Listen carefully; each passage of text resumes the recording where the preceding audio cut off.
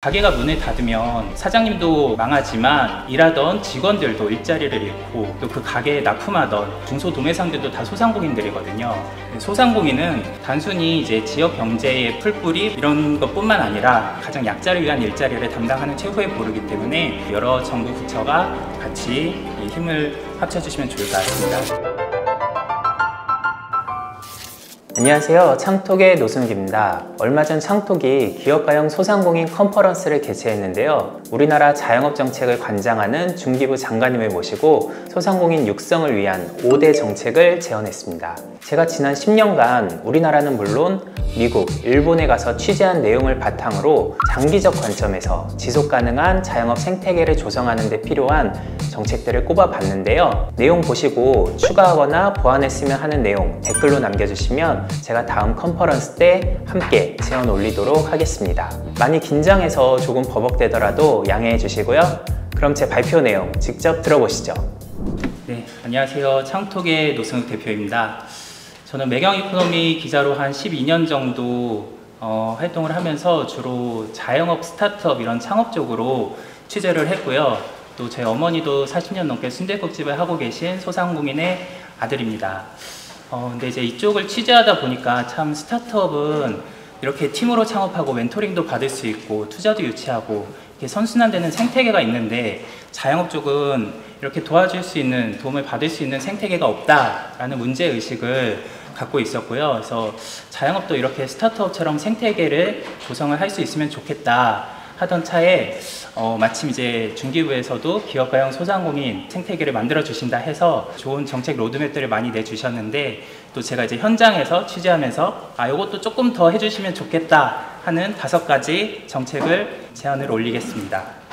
첫 번째는 스타트업처럼 이제 자영업에도 많은 그 정책들을 드리겠다고 하셨는데 이 스타트업에 보면 엑시시라는 문화가 있습니다. 경영 역량이 부족하거나 자본이 부족할 때 더 큰 기업이나 스타트업에서 인수를 해줘가지고 고용이 유지가 되고 기업이 계속적으로 영속하는 문화가 있는데 자영업은 그런 게 좀 아쉬웠습니다. 그래서 가게가 문을 닫으면 사장님도 망하지만 일하던 직원들도 일자리를 잃고 또 그 가게에 납품하던 중소도매상들도 다 소상공인들이거든요. 그런 문제들이 있었는데 미국은 보니까 이렇게 여러 개의 가게를 운영하는 분들이 적게는 3개에서 5개, 많게는 한 1000개까지도 통으로 이렇게 인수를 해주는 금융 인프라가 발달을 했더라고요. 제가 2021년에 미국의 프랜차이즈 전직 현직 협회장을 인터뷰하면서 들은 놀라운 얘기가 이분들도 이제 가게를 뭐 한 50개 하는 메가 프랜차이즈 출신인데요. 내가 해봐서 아는데 한 3개에서 6개 정도가 제일 어렵다. 근데 이때가 이제 헬존이라고 할 만큼 어려운데 이럴 때 더 큰 기업에 매각을 하고 이제 엑시스를 해서 그분은 좀 크리에이티브한 걸로 재창업을 하는 이렇게 선순환이 되면 좋다고 하시더라고요.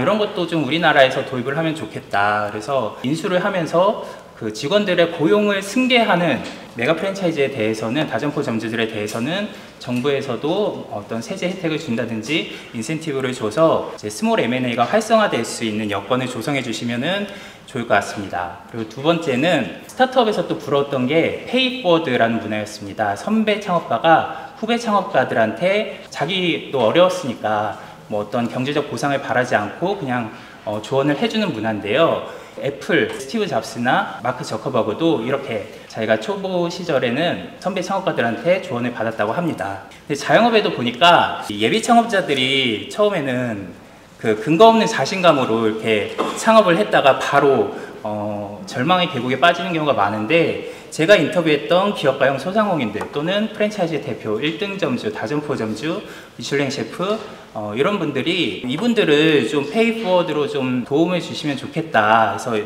이런 거를 연결하는 플랫폼을 제가 매경 사내벤처 창톡으로 만들었습니다. 라이콘 분들, 지금 앞에 계신 작년 강한 소상공인 오디션에서 우승하신 김성래 선미한가 대표님을 비롯해서 한 200명 정도 장사 고수분들을 제가 섭외를 했고요.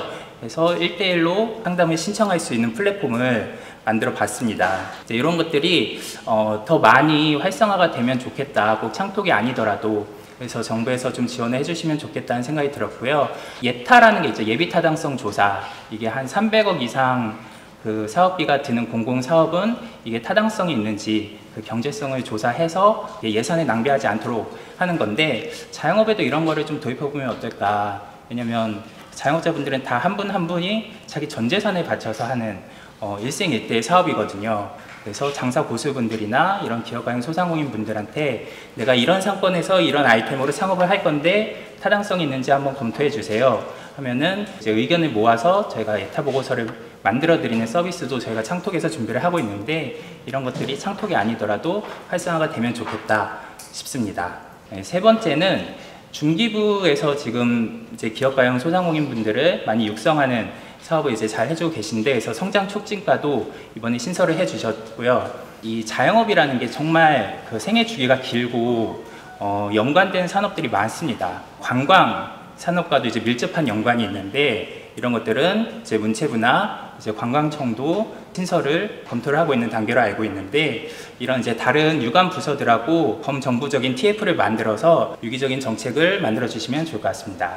소상공인은 단순히 이제 지역 경제의 풀뿌리 이런 것뿐만 아니라 가장 약자를 위한 일자리를 담당하는 최후의 보루이기 때문에 여러 정부 부처가 같이 이 힘을 합쳐주시면 좋을 것 같습니다. 특히 외국인 관광객들을 많이 유치하는 게 소상공인분들한테 큰 도움이 될 것 같은데요.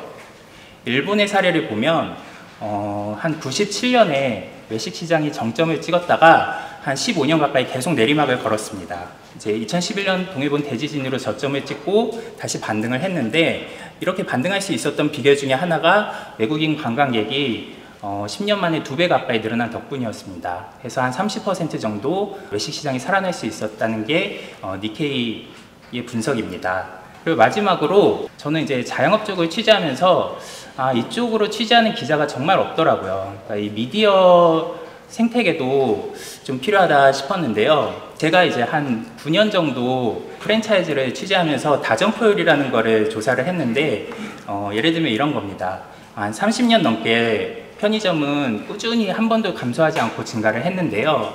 제가 가맹점을 2개 이상 운영하는 다점포 점주들만 통계를 내보니까 2015년 때 정점을 찍고 그 이후로는 계속 감소를 했습니다. 그러니까 이 전체 그래프랑은 반비례를 하는 거죠. 그러니까 다점포 점주분들은 15년에 무슨 일이 있었냐, 3만 개를 넘어서면서 편의점이 포화가 됐습니다. 그래서 이제 수익성이 떨어진다는 거를 바로 확인을 하고 그때부터 점포 정리에 들어간 거죠.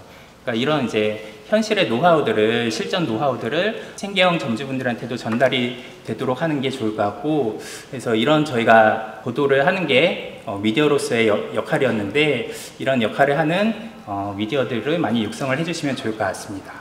그동안의 자영업 시장이 노동집약 산업이었고 또 상권집약, 또 기술집약 산업이었다면, 앞으로 2020년대에는 지금 정말 창의성이 중요해진 시대라고 봅니다. 이제 자영업 4.0 시대인데, 이 창의성은 이종업계 분들하고 많은 네트워킹에서 오는 거거든요.